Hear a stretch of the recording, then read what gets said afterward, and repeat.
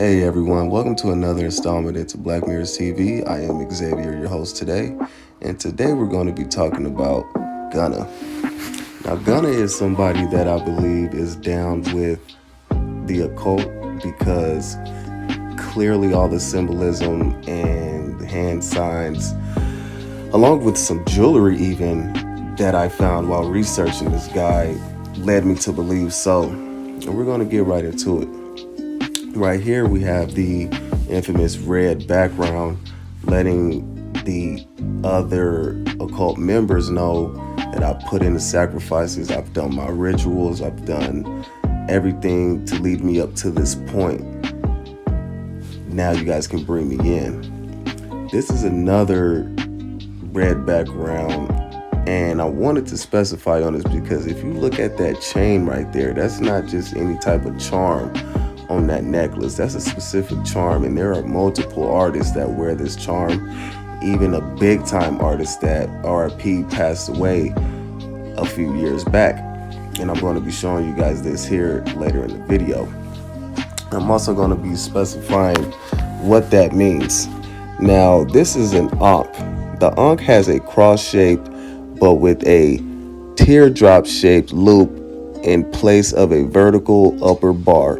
The origins of the symbol are not known, although many hypotheses have been proposed. It was used in writing as a trilateral sign representing a sequence of 3 consonants. This sequence was found in several Egyptian words, including the word meaning mirror, floral bouquet, and life. In art, the symbol often appeared as a physical object representing either life or substances such as air or water that are related to it. It was especially commonly held in the hands of ancient Egyptian deities or being given by them to the pharaoh to represent the power to sustain life and to revive human souls in the afterlife. Now, they believe in that afterlife and that they could bring back souls, and they believe in worshiping those deities, right, which are basically just demons. The ankh was one of the most common decorative motifs in ancient Egypt and was also used decoratively by neighboring cultures. Coptic Christians adapted it into the crux ansata, a shape with a circular rather than oval loop, and used it as a variant of the Christian cross. The ankh came into widespread use in the Western culture in the 1960s, and it is often used as a symbol of African cultural identity, neo-pagan belief system, and the Goth subculture. And you see how widespread that is, from African to Christian to Western. It's just all over the place. And here's another description. The ankh, or key of life, is an ancient Egyptian hieroglyphic symbol used in Egyptian art and writing to represent the word for life, and by extension as a symbol of life itself. Now, here are one of the other artists that I was mentioning in the beginning of the video that was very huge. They used to flaunt this symbol as well, but he tried to twist it up and make it like his own little thing. Clear as day, it's the same symbol. Now you got Young Thug, who I just did a previous video on, with the same exact cross. Now, like I said, they believe in that set that goes all the way back to Kemetic Egypt practices. And I believe also that they are all into the same type of organization, because each and every video that I started to do more research on, or each artist, I would say, they're just showing the same things. Now here he has the blindfold on, and I'm going to be giving you guys a brief description of what that means as well, because it's very Masonic. Now, work on the first degree. Now, some of you guys know I already did a brief breakdown on this in my previous videos, but here's for the new subscribers that don't know. And the candidate being blindfolded, these raps often startle him considerably. The following song is also read and repeated while he is being led around, and the reading is so timed that it is finished just as the deacon and candidate, having made one circuit of the lodge, arrive at the junior warden station. That video is also very similar to that, because they're wandering around until they get to this sort of lodge, him and little baby. Now, this is the hidden hand sign, basically letting other people know that, hey, I am down with the SHITs, and I'm basically an entered apprentice, and I'm ready to be taken through there. Sign of the Master of the Second Veil. There's a deeper meaning to it. Now you got Will Smith doing it, and this is when he slapped the crap out of Chris Rock. I do not think that it was real. I think it was staged because they want to keep us distracted off real problems going on around the world. I'm not going to get into that right now, but that's what that was all about. The Masonic Hidden Hand. This is a collage of different people, ranging from Obama to Charles Darwin to even the Pope, which is quite, I wouldn't say surprising, but it'll be to somebody that's just getting into this type of stuff. You got Kim Jong-un, you got William Gladstone, sounds like a Masonic last name if you ask me. You got another collage here. Now, this is showing that it goes way back. You even got Napoleon, you got Joseph Stalin. You got a lot of people here that when you look them up, the dates on how far back it goes is really just mind-boggling. It's like, wow, this has been going on since the beginning of time, and it really has. This country was built off of Masons, off of greed, off of blood, off of stealing, off of killing, off of destroying, off of lies, basically. And here's an artist that you guys probably know of, Red Hot Chili Peppers, okay? And I really just wanted to get into this. I wanted to bring this up. This is something that he said, basically telling you guys what they do it for, for the cars and the women, pretty much, okay? Now, I also had to put this in here because it shows clearly that rose. What did I tell you about that rose? That's that Rosicrucian. That's that Rosicrucian, okay?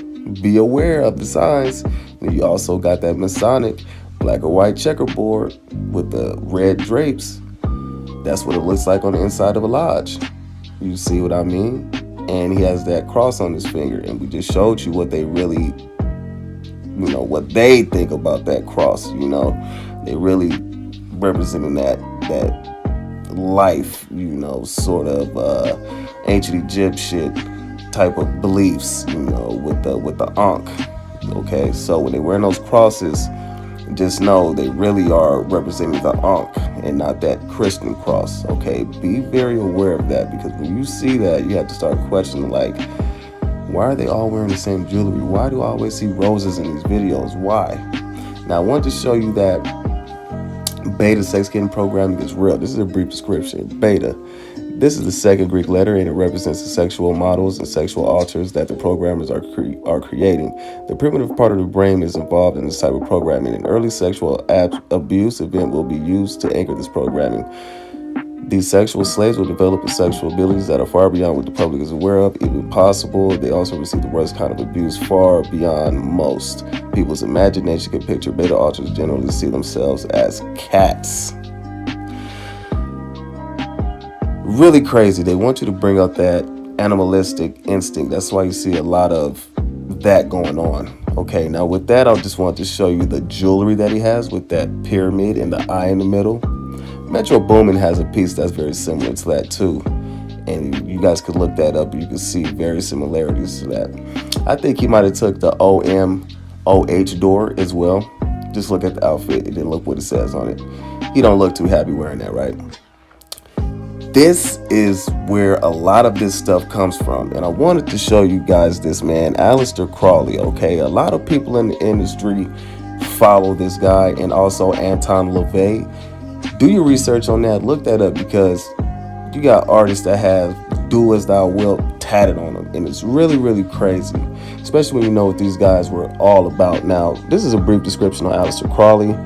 He was born Edward Alexander Crowley, born October 12th, 1875, December 1st, 1947, I believe, when he passed away as a heroin addict. He founded the religion of Thelema, identifying himself as a prophet entrusted with guiding humanity in the Aeon of Horus. What did I tell y'all? They believe in that ancient Egyptian crap. Okay, that was in the early 20th century. So this crap has been going on in the industry for a long time, and they've been pushing this. And like I said, if you following these celebrities, if you going off of what they telling you to do, or this, that, or the other, follow this trend, do that, do this, do not do it, because they are guiding you guys to a damned end. Okay? Now, this is what these guys are into. When I say that they be eating and drinking pee, blood, and all that other stuff, this is real. The Cake of Light is the Eucharist host found within Thelema, the religion founded by British author and occultist Aleister Crowley in 1904, and some neo-Gnostic religions. A common cake of light contains kamut flour, honey, a few drops of abrylene oil, olive oil, beeswing ash, and sometimes particular body fluids such as semen, vaginal fluids, or a mix of both. Blood is frowned upon by most Gnostics and is usually cooked in the shape of a small, flat wafer. It appears by name in two important Thelemic rituals, the Gnostic Mass and the Mass of the Phoenix. However, Crowley thought it was important for magicians to perform a Eucharistic ritual of some kind daily. So that means that they eating this crap almost every day. Okay, and you wonder why these people are out of their minds. They're psychotic. They do these weird things out in public, and have these mental breakdowns and have to go to psych wards or mental hospitals just because the things that they do break them down mentally. If you waking up eating a wafer that contains bodily fluid every day, and it's from someone else, especially if it's not yours. I mean, because even if it's yours, you're gonna have thoughts of, it's gonna mess you up eventually. Because I can only imagine doing that myself. It would destroy me mentally, because I know I'm doing something sick. I know I just wouldn't be able to live with myself. So that's why you see people, quote unquote, doing, taking their own lives, and I do not recommend that for anybody. There is, they got preventions for that, numbers you can call, and I highly do suggest that before you even go to that step. But it will take a lot of rehabilitation for somebody, especially when they go through these rituals and the beta sex kitten programming, the MK Ultra programming. And I just want to show you guys this, because I think it's really, really important to understand that the people that we're listening to on these songs are really twisted. They're really sick, and they really don't have our best interests at heart. They just want you to be totally invested in them. Forget about your worries, be stress-free. That's all like CIA type of stuff, man. Them 3-letter boys, you know what I mean? I don't want to say too much because I know they're going to start coming for the channel. But when you understand that, then you'll know, oh, okay, these people are all together. These people are all into the same thing. These people all have the same symbolism in their videos. Why is that? That's because they all down with the same SHITs, period. There ain't no other reason. There ain't nothing, and I try to tell others too when I talk to them, like, we see all this stuff happening, but what can we do to change it? What can we do to stop these people from promoting this crap? And I think is not watch TV as much. Get on Instagram to maybe start a business or push something positive. Create a YouTube channel like mine and many others to spread the truth. And just continue to push that. And I mean, like, have a strong mind and not be a follower. Do what you know is right, because we know right from wrong. And we know what these people be talking about in these songs is not right. Killing, murdering, raping, doing all types of stuff, going to jail.